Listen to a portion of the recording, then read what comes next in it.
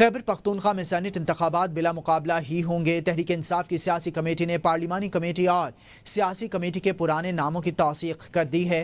P T I کی سیاسی committee کے اعلامیے کے مطابق پی ٹی آئی کی جنرل نشست پر مراد سعید، فیصل جاوید، مرزا خان آفریدی، نور الحق قادری، جبکہ خواتین کی نشست پر ربینہ ناز اور ٹیکنوکریٹ کی نشست پر اعظم خان سواتی امیدوار ہوں گے۔ ثانیہ نشتر کی خالی ہونے والی سیٹ پر مشال یوسفزئی امیدوار ہوں گی۔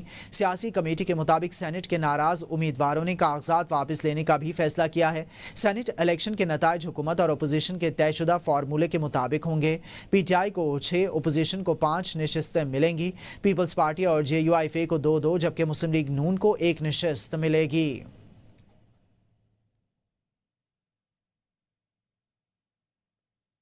اسپیکر پنجاب اسمبلی ملک احمد خان نے اپوزیشن کے خلاف درخواستوں پر ریفرنس ختم کرنے کا فیصلہ کر لیا ہے۔ ذرائع کے مطابق اسپیکر کی ہدایات پر اسمبلی حکام نے حکومتی درخواستوں کو معطل کرنے کا ڈرافٹ تیار کر لیا ہے۔ ذرائع نے بتایا ہے کہ پنجاب اسمبلی میں 26 ارکان کی معطلی اور نااہلی ریفرنس پر حکومتی اور اپوزیشن کمیٹی کے درمیان معاملات طے پا گئے۔ حکومتی اور اپوزیشن کمیٹی کے اجلاس کے بعد وزیر پارلیمانی امور پنجاب مشتبہ شجاع الرحمان نے میڈیا سے گفتگو میں کہا کہ آج کا اجلاس نتیجہ خیز رہا۔ حکومت اور اپوزیشن کے درمیان اتفاق رائے ہو گیا۔ انہوں نے بتایا کہ اس بات پر اتفاق ہوا کہ آئندہ اجلاس میں اپوزیشن اور حکومتی ارکان کی طرف سے گالم گلوچ اور ممبر کی تضحیق نہیں کی جائے گی۔ تحریک انصاف سے اس وقت بیک ڈور کوئی رابطہ نہیں ہو رہا۔ وزیر داخلہ محسن نقوی کی صحافیوں سے غیر رسمی گفتگو، کہا کہ تحریک انصاف احتجاج کے لیے پہلے اپنی تیاری کر لے، پھر اپنی تیاری ہم کریں گے۔ محسن نقوی سے سوال کیا گیا کہ کیا ٹرمپ سے ملاقات میں بانی پی ٹی آئی کے متعلق بات ہوئی؟ وزیر داخلہ نے جواب میں کہا کہ دورے امریکہ سے متعلق حلف کا پابند ہوں، کچھ نہیں کہہ سکتا۔ وفاقی وزیر داخلہ کا کہنا تھا کہ صدر مملکت کو ہٹانے کی خبر میں کسی کو تو بولنا تھا۔ صدر مملکت کا جتنا دور ہے وہ ربع صحت ہوئے تو مدت پوری کریں گے۔ صحافی نے 2 لفظ میں معافی مانگ لینی تھی، مگر غلط خبر پر ناقابل تلافی نقصان ہو چکا ہوتا۔ وزیر داخلہ نے کہا کہ ملک میں غیر قانونی طور پر مقیم افغانیوں کے خلاف آپریشن کیا جائے۔ ایف سی کی مزید بہتری کے لیے اس کے اندر رائٹس فورس کا قیام عمل میں لایا جائے گا۔ خیبر پختونخوا کابینہ کا امن و امان کی صورتحال پر اگلے ہفتے آل پارٹیز کانفرنس بلانے کا فیصلہ۔ وزیر اعلیٰ علی امین گنڈاپور کی زیر صدارت صوبائی کابینہ کا اجلاس۔ وزیر اعلیٰ نے خطاب میں کہا کہ تمام سیاسی جماعتوں کے نمائندوں کو مشاورت کے لیے مدعو کیا جائے گا تاکہ دیرپا حل کے لیے مشترکہ لائحہ عمل بنایا جا سکے۔ کابینہ میں 3 ایم پی او کے نفاذ کو محکمہ داخلہ کی پیشگی اجازت سے مشروع کرنے کا فیصلہ کیا گیا۔ وزیر اعلیٰ نے کہا کہ جرگوں اور مقامی عمائدین کی مشاورت سے مختلف علاقوں میں امن قائم کیا جا سکتا ہے۔ اجلاس میں بھارتی جارحیت میں شہید ہونے والے خیبر پختونخوا کے شہداء کے ورثاء کے لیے فی کس 50 لاکھ روپے اور دہشت گردی میں شہید مولانا خان زیب کے اہل خانہ کے لیے 1 کروڑ روپے امداد کی منظوری بھی دی گئی۔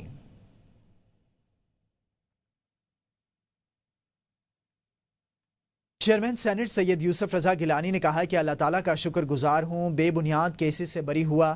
جنہوں نے یہ کیسز بنائے وہ آج ہمارے اتحادی ہیں، ان کے خلاف کارروائی کا نہیں سوچا۔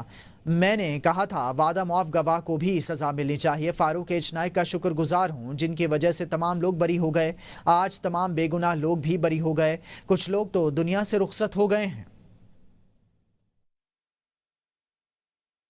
میں اللہ تعالیٰ کا بہت شکر ادا کرتا ہوں، اور فاروق ایچ نائک صاحب نے بہت اچھی پیروی کی، اور میں ان سب لوگوں کو جو غلط ملوث تھے ان کو آج بریت پر میں مبارکباد دوں۔ میں نے لیجسلیشن کرائی تاکہ ہمارا وہ یہ تھی کہ جو وعدہ معاف گواہ ہیں جو بن جاتے ہیں، اگر کیس پروو نہیں کر سکتے ان کو بھی وہی سزا ہونی چاہیے جو ایک ملزم کو مل سکتی ہے۔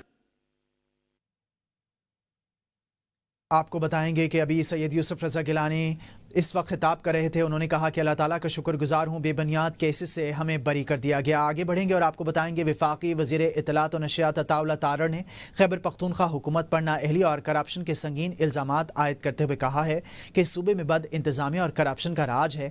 دریائے سوات پر سیاحوں کے تحفظ کو یقینی بنانا انتظامی ناکامی کی واضح مثال ہے۔ ان کا کہنا تھا کہ پی ٹی آئی حکومت کے غیر ذمہ دارانہ بیانات کے باعث پی آئی اے کو اربوں روپے کا نقصان اٹھانا پڑا۔ انہی بیانات کے سبب قومی ایئر لائن پر بین الاقوامی پابندیاں عائد کی گئیں۔ خوشی کی بات یہ ہے کہ موجودہ حکومت کے دوران ان پابندیوں کا خاتمہ ممکن ہوا۔ شعبہ پختونخوا کے اندر جو معاملات چل رہے ہیں اور جس طریقے سے حکومت چلائی جا رہی ہے، نااہلی کی ایک انتہا ہے، کرپشن، مس مینجمنٹ.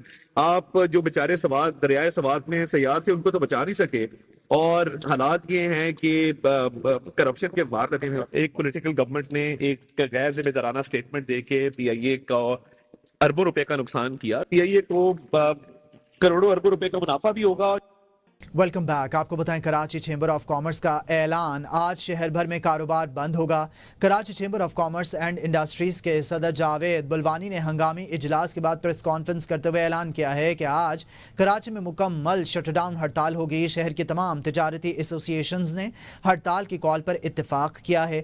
جاوید بلوانی کا کہنا ہے کہ تاجر ہفتے کے 7 دن کام کرتے اور باقاعدگی سے ٹیکس دیتے ہیں، جبکہ سرکاری ملازمین خصوصاً بیوروکریٹ صرف 5 دن کام کرتے ہیں. ان کا کہنا تھا کہ اس حوالے سے وزیر اعظم کو بھی درخواست دی گئی ہے اور آج کی ہڑتال کو ملک بھر کے تاجروں کی حمایت حاصل ہے. لاہور کے تاجر اور صنعتکار ٹیکسز کے خلاف 19 جولائی کے ملک گیر ہڑتال پر 2 گروپس میں تقسیم ہو گئے. فیڈریشن آف چیمبرز نے مذاکرات کے بعد ہڑتال کی کال واپس لے لی. لاہور چیمبر آف کامرس نے 19 جولائی کو ملک گیر ہڑتال کا فیصلہ برقرار رکھا ہے اور لاہور چیمبر صدر میاں ابوذر شاد کا کہنا ہے کہ حکومت کے ساتھ مذاکرات ناکام ہوئے. آج کوئی ہڑتال نہیں ہو رہی. Federation of Pakistan chambers of commerce and industries کے صدر عاطف اکرام شیخ نے ایک اہم اجلاس کے بعد پریس کانفرنس کرتے ہوئے اعلان میں کہا ہے کہ حکومت نے فائنانس بل اور سیلز ٹیکس ایکٹ کے متنازع شقوں پر بزنس کمیونٹی کے تحفظات کو تسلیم کرتے ہوئے یہ شقیں واپس لینے کا اعلان کیا ہے. عاطف اکرام شیخ کا کہنا تھا کہ آج ہونے والی خصوصی کمیٹی کے اجلاس میں ملک بھر کے چیمبرز ہمارے ساتھ متفق نظر آئے.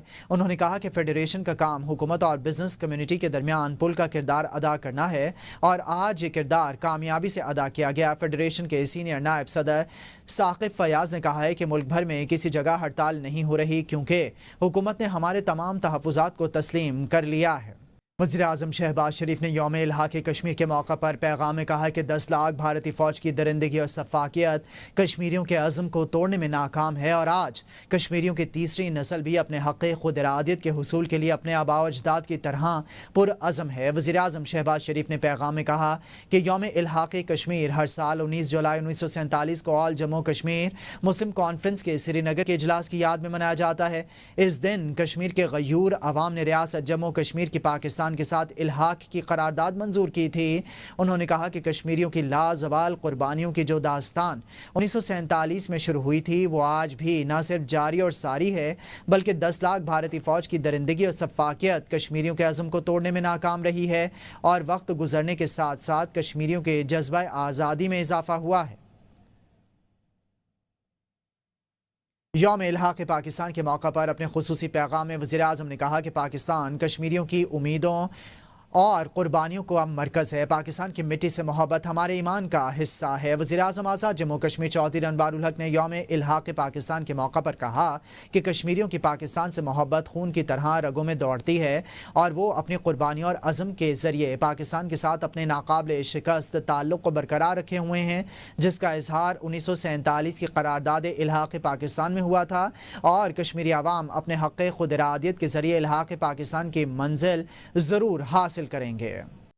وزیر اعلیٰ پنجاب مریم نواز شریف کی صفائی کے ناقص انتظامات پر برہمی کا اظہار. ڈپٹی کمشنر چکوال راولپنڈی اٹک اور جہلم کو سخت ہدایات جاری کرتے ہوئے کہا ہے کہ چاروں شہر بالکل صاف نظر آنے چاہیے، کسی قسم کی کوتاہی برداشت نہیں کی جائے گی. مریم نواز نے دوران اجلاس مائک درست کام نہ کرنے پر اظہار برہمی بھی کیا ہے. انہوں نے 21 جولائی سے ممکنہ بارشوں کے نئے سپیل سے متعلق پیشگی تیاریوں کا حکم جاری کرتے ہوئے کہا یہ ٹیکنالوجی کا دور ہے، سیٹ اپ اپنا مضبوط کریں اور کارکردگی بہتر بنائیں. وزیر اعلیٰ نے افسران کو فوری متحرک ہو کر صفائی اور نکاسیاب کے تمام تر انتظامات مکمل کرنے کی ہدایات بھی جاری کر دیں. 21 جولائی سے بارشوں کے نئے سپیل کے لیے ابھی سے تیاری کی جائے. وزیر اعلیٰ پنجاب مریم نواز کی P D M A office میں بریفنگ کے بعد میڈیا سے گفتگو. ڈپٹی کمشنرز فیلڈ میں جا کر عوام کی خدمت کریں. ہائی رسک علاقوں میں نقل مکانی کا سلسلہ بر وقت ہونا چاہیے. حکومتی اداروں نے اچھا کام کیا، غفلت یا کوتاہی کی وجہ سے کوئی ڈیتھ نہیں ہوئی ہے. نجی سوسائٹیز بارش کے پانی کے نکاس کے لیے اپنی مشینری نصب کریں. سیلاب سے انفراسٹرکچر کے نقصانات کی فہرستیں تیار کی جا رہی ہیں. ڈی سیز کو میں یہ بھی کہنا چاہوں گی کہ آپ کو صرف یہ نہیں کہ آپ کو آفس میں بیٹھ کے آپ اپڈیٹس لے رہے ہیں، آپ جا رہے ہیں فیلڈ میں, مجھے نظر آ رہا ہے, لیکن لوگوں کو بھی پتہ چلنا چاہیے ہائی رسک ایریاز ہیں, ان میں اگر آپ کو ایویکیویشن کرنی ہے تو وہ ایویکیویشن جو ہے وہ ٹائملی ہونی چاہیے. پرائیویٹ ہاؤسنگ سوسائٹیز ہیں, ہمیں ان کو یہ ذمہ داری دینی چاہیے اور وارننگ دینی چاہیے کہ وہ اپنی مشینری ڈپلوائے کریں جہاں پر انفراسٹرکچر ڈیمیج ہے. ایسے ہی بارش کا یہ اسپیل ختم ہوتا ہے, اس کو ریہیبلیٹیٹ کرنا بھی ہماری رسپانسبلٹی ہے. ہم نے ڈی سلٹنگ کا پروسیس کیا ہے پورا سال, اس کے بہت اچھے ریزلٹس آئے ہیں اور اس کی وجہ سے ڈیمیج جو ہے وہ کنٹرول ہوئے. آگے بڑھتے ہوئے آپ کو بتائیں, اسلام آباد ہائی کورٹ کی 4 رکنی نئی انتظامی کمیٹی تشکیل دے دی گئی ہے جس کا نوٹیفیکیشن جاری کر دیا گیا ہے. چیف جسٹس سرفراز ڈوگر کمیٹی کے سربراہ ہوں گے, جبکہ جسٹس ارباب محمد طاہر, جسٹس خادم حسین سومرو اور جسٹس آدم خان کمیٹی کے ممبران ہوں گے. یہ نوٹیفیکیشن چیف جسٹس کی منظوری سے رجسٹرار ہائی کورٹ نے جاری کیا ہے. انتظامی کمیٹی کو ہائی کورٹ کے تمام انتظامی فیصلے کرنے کا مکمل اختیار حاصل ہوگا. سینٹ نے خاتون کو اغوا یا سرعام برہنہ کرنے والے کو پناہ دینے پر سزائے موت ختم کرنے کا بل منظور کر لیا. ایوان بالا نے فوجداری قوانین میں ترمیم کا بل کثرت رائے سے منظور کیا, جس کے تحت خاتون کو اغوا یا سرعام برہنہ کرنے والے کو پناہ دینے پر سزائے موت ختم کر دی جائے گی. سینٹ سے پاس بل کے مطابق خاتون پر مجرمانہ حملہ کرنے یا اسے سرعام برہنہ کرنے پر ملزم کو بغیر وارنٹ گرفتار کیا جا سکے گا. جرم ناقابل ضمانت اور ناقابل مصالحت ہوگا, جبکہ مجرم کی عمر قید, جائیداد کی ضبطگی اور جرمانے کی سزا ہو سکتی ہے. سینیٹر علی ظفر نے کہا ہے کہ عورت کے کپڑے اتارنے پر سزائے موت برقرار رہنا چاہیے, جبکہ سینیٹر سمینہ ممتاز نے کہا کہ ہم عورت کو کمزور بنا رہے ہیں, یہ سزا باہر کے لوگوں کو خوش کرنے کے لیے کم کی جا رہی ہے. جس پر وزیر قانون سینیٹر اعظم نذیر تارڑ کا کہنا تھا کہ یہ کیسے سوچ لیا کہ سزا کی سنگینی جرم کو روکتی ہے, موت کی سزا دینے سے جرائم کم نہیں ہوں گے.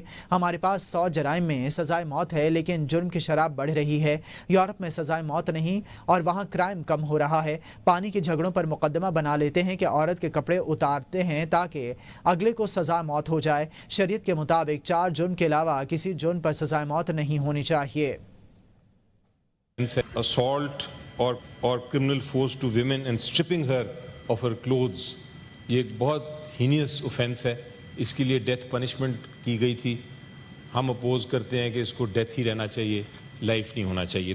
Because we have to please international borders or money trade or whatever, تو اس کی وجہ سے ہم جو ہے اپنی پنشمنٹس کو بھی کم کریں گے, تو سر پھر تو ہر کوئی ہر کچھ کر جائے گا. اتنی پنشمنٹس ہونے کے باوجود سب کچھ ہو رہا ہے, اس کو بھی آپ کم کریں گے تو I don't know, I think we need to work on the prosecution before we do anything else. سر یہ ہم نے کہاں سے سوچ لیا ہے کہ جو سزا کی سنگینی ہے یہ جرم کو روکتی ہے؟ ہمارے ہاں 80, 90, 100 جرائم میں سزائے موت ہے اور کرائم ریٹ آسمان سے باتیں کر رہا ہے. یورپ پورے میں سزائے موت نہیں ہے. یا 2 گروہوں کی پانی کاٹنے پہ عورت کو شامل کیا جاتا ہے, اس کا استحصال کیا جاتا ہے کہ جی یہ دیکھیں اس کے کپڑے پھٹے ہوئے ہیں, سٹوری بنا کے لے جاتے ہیں, جا کے کھڑا کرتے ہیں کیونکہ سزائے موت ہے, ضمانت نہیں ہوگی. میں تو on the floor of the house کہہ رہا ہوں کہ شریعت میں دی گئی 4 سزاؤں کے علاوہ سزائے موت نہیں ہونی چاہیے. اسٹوڈیوز میں واپس آئیں گے ایک بریک کے بعد.